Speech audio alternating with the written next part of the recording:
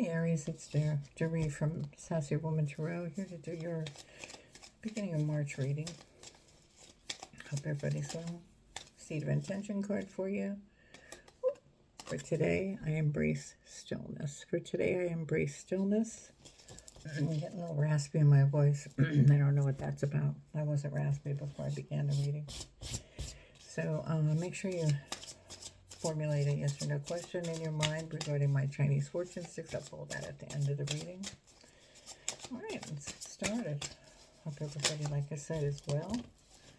And I'm using the Hush Tarot. And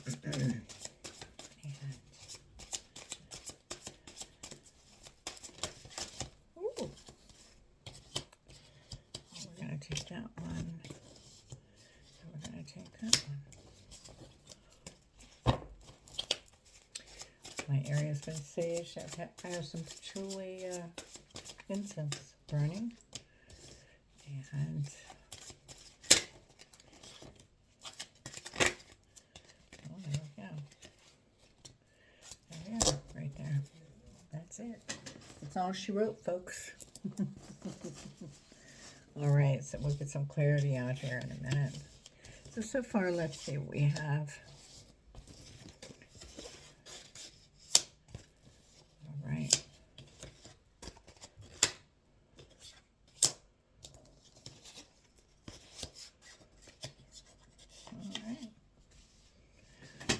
We have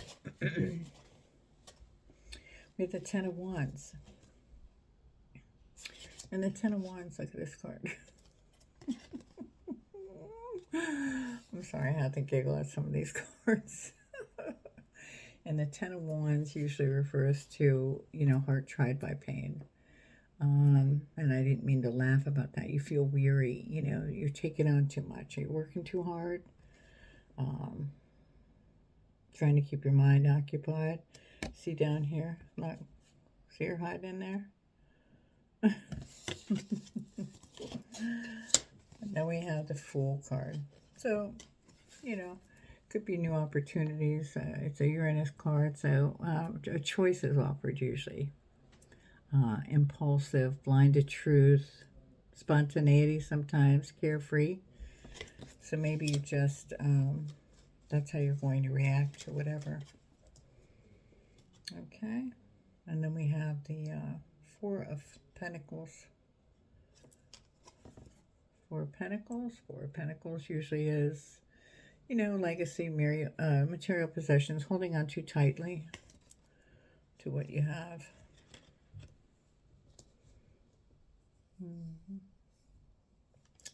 See the chain in the mouth there? Can you see that? Like a cord of just a chain. Could be diamonds. Who knows? Depends on how you look at things. Okay, and then we have the Three of Swords. And the Three of Swords, I'll let you look at that.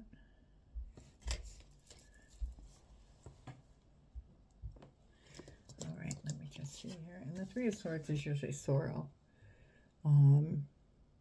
You know, some kind of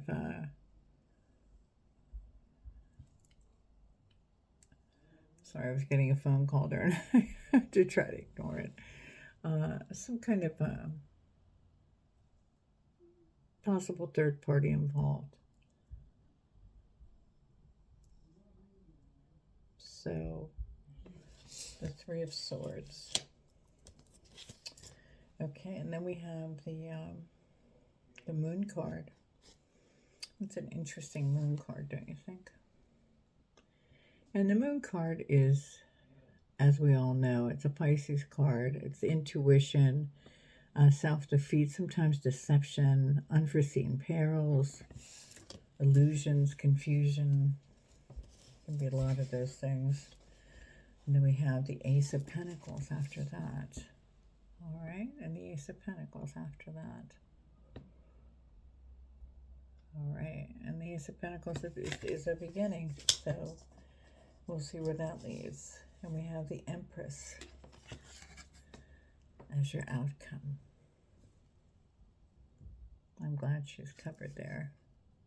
the Empress as your outcome. A lot of these cards are not. I have to really watch. So let's get some clarity on this. Remember to formulate a yes or no question if I didn't say that already. For my Chinese fortune sticks. So King of Cups to clarify the Ten of Wands. And King of Cups usually is a very, oh,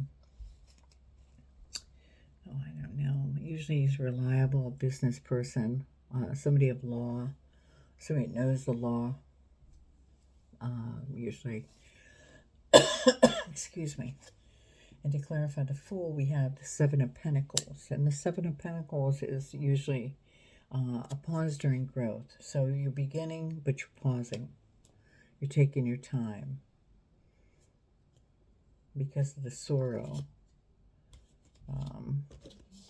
involved. All right. And we have the, like I said, the Four of Pentacles. And that's holding on too tightly to what you have. Let's get some clarity on that. And that's the Knight of Cups. And the Knight of Cups is usually brings somebody that brings proposals or invitations. So maybe you're beginning again, you've been given an invitation, and you're a tad skeptical because of the possible third party.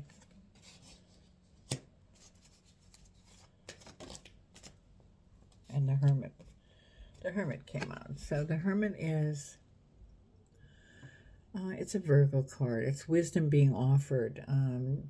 You know, withdrawal, discretion, detachment. So you're trying to remain detached around this situation. So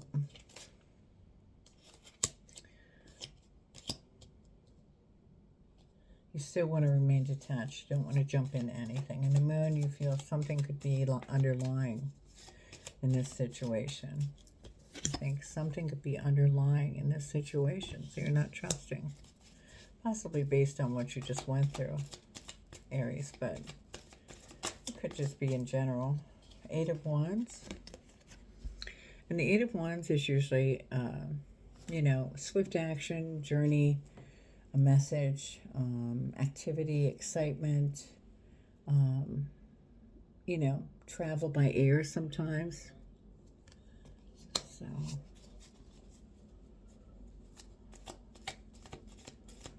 and then we have the Ace of Pentacles. That's the beginning. That's the beginning. Usually a financial, you know, success, financial growth. The beginnings could be, let's see, beginnings of, you know, a reward, a monetary reward. Let's just go ahead and that popped out right away. And that's the Star card. Okay, the Star card, you know already, I think possibly, is an Aquarius card. It's revitalization, health, hope, inspiration. It can be success in love. So maybe you're being given that opportunity and you're finding that it's becoming something really, really wonderful. And it's turning out to be more than what you expected. And the outcome in this situation...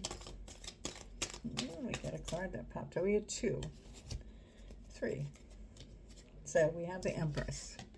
And as I said, the Empress is a Venus card. Material abundance, spiritual awakening. You know, so we have the Five of Wands. And the Five of Wands on top of that would mean probably it's something to do with the struggle competition, maybe regarding this third party that you suspect. The next card, Death card. Could be a rebirth. I don't look at the Death card as a dying card.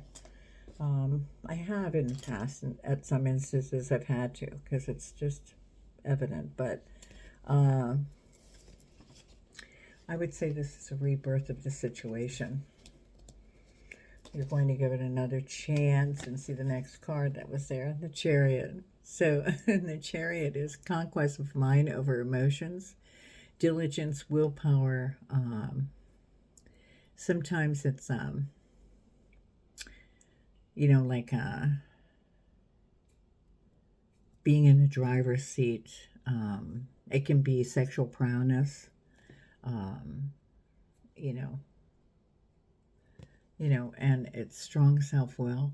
So maybe you found that this has been it looks very promising for you for the beginning of March. So looks like you're coming into some kind of, or you've been offered some kind of, could be a position too, but I would say it's more romantically inclined, and I would say that somebody's coming into your life, or you're going to be contacted by somebody, and you have to weigh that. However, it looks like you find it to be a little bit promising, more promising than what you thought in the beginning.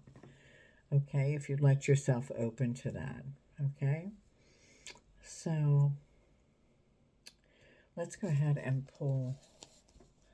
let's pull an oracle card for you and see what we have there. And I'm going to use these Wisdom of the Oracle. We'll go from there. Okay, just one quick one. I'm not going to elaborate too long on it. Okay, to the sea. And that is number 7. So let me just pull that book. Just read a little bit, get a synopsis of it. So to the sea. I think that sounds wonderful because I absolutely love the water. I love to be by it. To the sea. Being in flow, returning to source, recognizing how pieces fit together, a natural pattern of events. Isn't it wonderful when you feel yourself in the flow of life, when events and conditions seem to engage you in a way that is fluid and effortless? This card reminds you that going with the flow is exactly what you need to do right now. Ride the wave of opportunity formed by perfect conditions.